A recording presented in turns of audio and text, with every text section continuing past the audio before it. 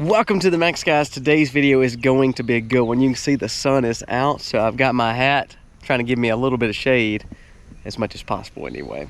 Today we're going to be talking about the 11 items that you need if you were to lose power, the felling grid, an EMP hits the grid, maybe rolling blackouts from the government, or maybe just a terrible storm. We're going to talk about the 11 things that you are going to need today to make sure you can take care of your family, and it all starts right now.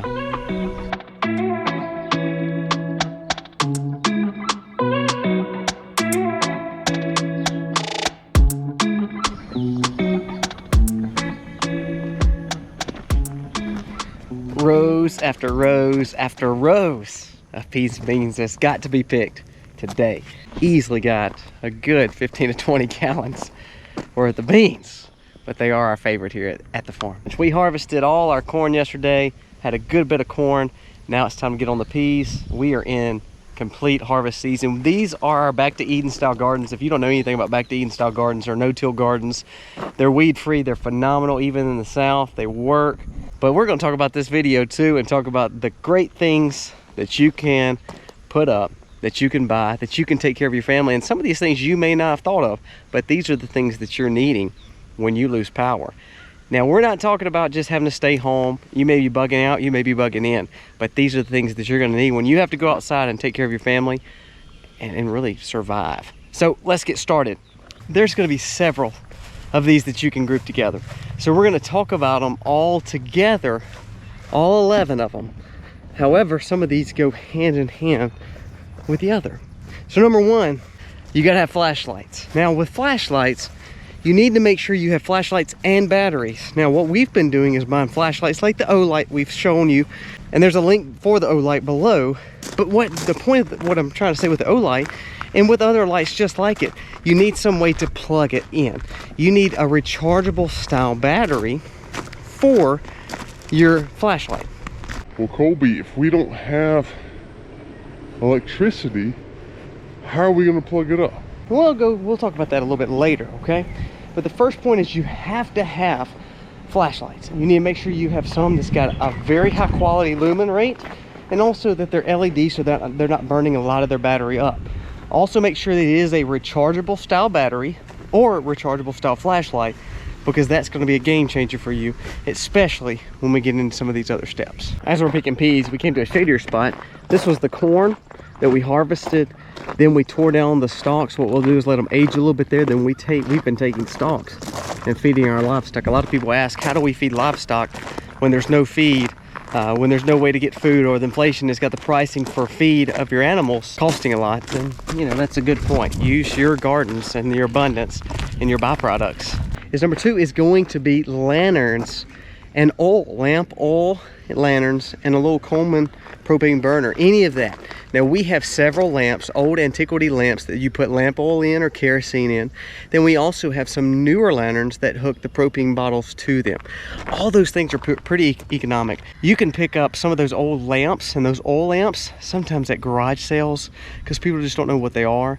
I would say you need to get your wick, your glasses, and also your lamp oil for those. You can buy that stuff at Walmart. You can buy that stuff at camping stores. You can buy that stuff for pretty cheap when there's nothing going on and people are not using it. You wait for a disaster, even a hurricane or storm or an EMP to take place before you start picking up some of this stuff, you won't get it. But if you start buying it now, start buying those lamps, start buying those wicks, start buying those lamp oils, even down to the candles, and also the little Coleman burners. You can buy a 4-pack of those Coleman burners for pretty cheap. That's got propane already filled in them, and the lantern tops. Go to the Walmart outdoor section. Go to your local outdoor store. Go to your Academy or Bass Pro. Buy those things before it's in a real necessity, because that's some of the things that will go first. So we've talked about the lighting mechanisms of flashlights and batteries for them. Also now the lamp oil and the Coleman burners, or the old glass antique lamp burners. All those are game changers for keeping the lights available for you. So that would be the first two. Now let's jump on to three, because it kind of all ties in. You can bug in to shelters, you can bug out outdoors, but you need light for safety. Light brings so much more availability for you to search for food, for you to be safe, and to see what's coming towards you. So light is very important. So we talked about the flashlights, talked about the lamp oil, we talked about the Coleman lights. So number 3 would be lighters, matches. Now, this is loaded because personally I'd say you need to buy a striking stone or a flint. Both of those ways are ways you can start a fire in woods or in nature. But for domestic version of that, of course, is matches. It's a lighter.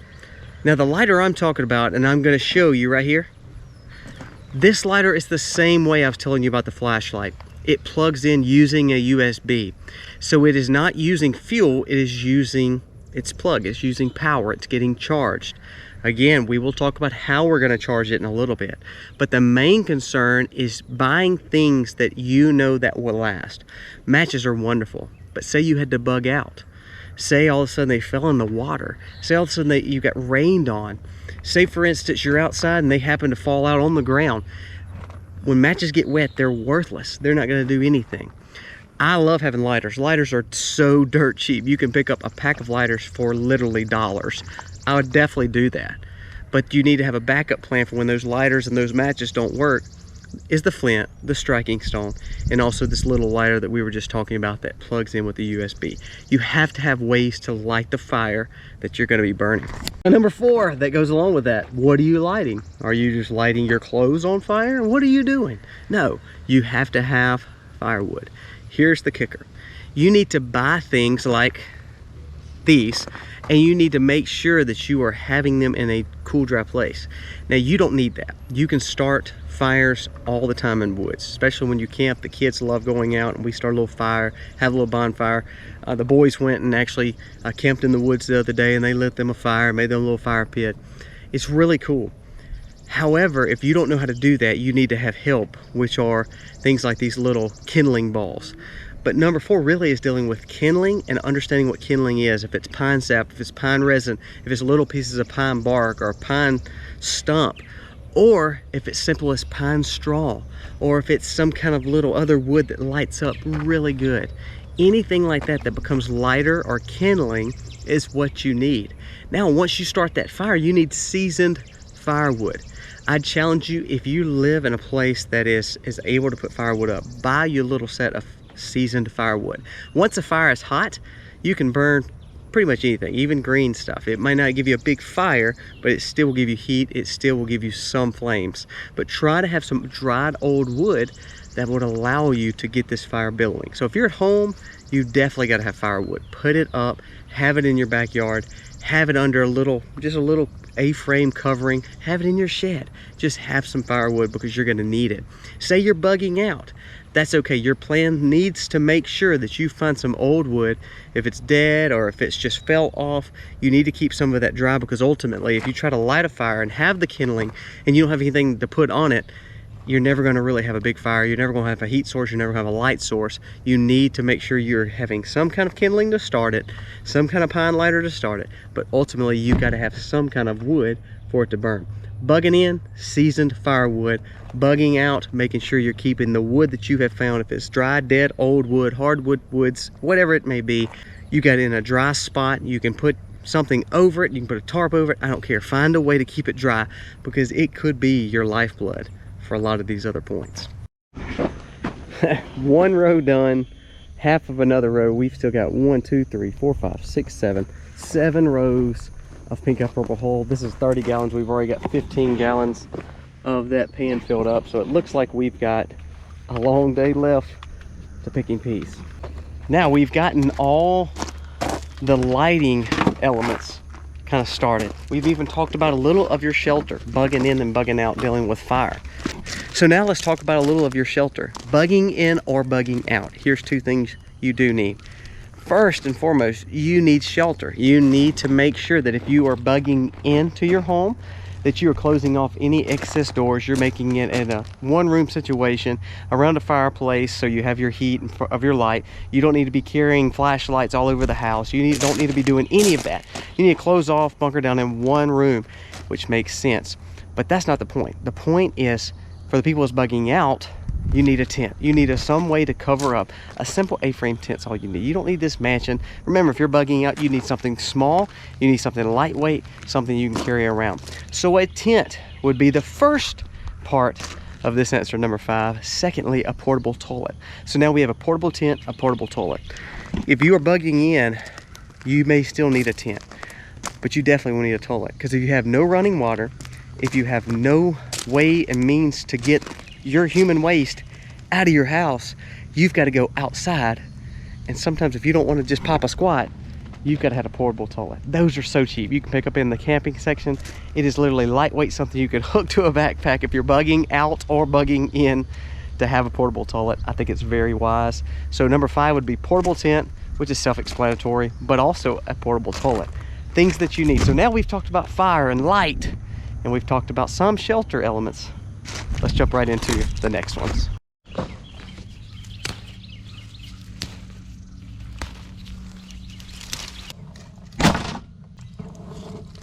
Number 6, the next point would be machete, knife, or axe. You need ways to make sure that you can cut and utilize these options if you're cutting up wood, or if you're simply utilizing it for any means necessary. Say you are fishing because you had to get food. Say you're having to skin an animal. I know people will say, I'm a vegan, I don't do all that. Bull. If you're in a survival mentality, you're going to do what you can to survive. But bugging in, bugging out, you need to make sure you have a machete, a saw of some form, like a travel saw or a camping saw, an axe, or a knife. I carry a lot of these in my bug out bag, but you need to make sure you have access to one or all of those things. They're very handy. You may need to make a shelter. You may have forgotten a tent. You may need more wood for your fire. You've got to have those kind of tools, because if you don't have those kind of tools, it's just going to make it all the harder. You're already in a bad situation. Don't make it harder on yourself. Say you're bugging in and you've used all your seasoned firewood that you had cut, because you never have enough, y'all. You run out of all your lamp oil and your propane, so now you've got to go cut more wood. You can't hardly cut wood with your hands. You may be an awesome martial artist, but it's kind of hard to cut wood with your hand. So make sure you have these tools to be able to go out in the woods, to utilize it any way you can, if it means to hunt and gather, or if it means take care of you by providing more firewood for yourself or a shelter. Now we've gotten into the lights. We've even talked about some shelters and popping a squat outside. We've talked about some of the things like knives and machetes. On to the next one. All right, so these are biggies, because again, without shelter, light, you have to have food and water. So the next one is going to be water. You have to have water. Now, if you're bugging in, you have already either been doing water catchment, or you've been stocking up water, or you have a well and you have a way to pump that out. Now, say you live in the city, you're in an urban survival situation where the crap hits the fan. The whole time that you've been living in the city, you better be buying gallons of water. You better be buying totes of water. They sell camping 30 to 50 gallon drums. Even littler than that, they sell 5 to 10 gallon drums. You need to be storing up. They are dirt cheap. Now, no one wants to buy, quote unquote, buy water. But if you're in a situation where you don't have a well, you don't have a way to catch rainwater, you don't have a way to get to a creek or a river or lake, and you are in an urban survival situation, you're bugging in or you're bugging out, but you're on the streets and you don't have that cess to get to that water, you should have been buying water a long time ago. So have the water that you need. Now, say for instance, you don't have the water, or you have used all your water. You need to look at a water filtration system. I talked about this a little bit in some other videos, but I cannot stress enough to make sure you have some kind of filtration. I don't care if you buy Berkey, I don't care if you buy Life Straws, I don't care if you go down here to my affiliate link and buy My Patriot Supply water filtration. I don't even care if you have a Brita filter. You need something. You need to make sure you are filtering your water, because the last thing you need is an unhealthy body or something that's got some kind of bacterial mess up, or you're literally vomiting, or you're throwing it out the back end. There's no way you're going to survive doing that. So water is a must. Make sure you are putting up water, but also if you're not putting up water, you need to find ways and means to get to some kind of filtration system in your bug out bag or in your bug in supplies, that you have a way to take care of water and cleaning the water. Point back to the fire. If you're not able to, you need to be boiling your water. Boiling water is one of the most sanitary ways to take care of your water. Heck, I would still use a filtration and boil the water. There's nothing wrong with it. You never be too safe. Because if your body starts failing you because you have gotten sick, then all this other survival prep is not going to be worth it, because now you are dying, or you will feel like you're dying at least, or you're weakening your chances to keep going on in the survival plan. Along with water, you need to have lightweight food. That is the next point. Food is something that you have to have. I would challenge you, if you are bugging out especially, you need to have a plan with dehydrated foods and freeze-dried foods. That is the most lightweight, the easiest to carry. Also, it will have the most nutrients in it because it will be dense food that has now been taken, the water has been taken out. So you're getting a lighter weight item, but with freeze-dried food and dehydrated food, you're not losing your calorie count. You've lost your denseness, but not your calories and not your nutrients in the food. You can't carry canned food with you everywhere you go. It's too much. And again, it's going to weigh you down, and you're not going to be able to do it. You can't carry your 50-pound rice bag on your back. You can't do that kind of stuff. But you can carry tons of meals, such as dried food and dehydrated food and freeze-dried food. All you need is water to rehydrate a lot of those things. Well, we just discussed water. You have to have water. You have to have a fire. So now you have those two elements to where your food can now be cooked. Dried peas, freeze-dried fruits, all those things are packed full of nutrients.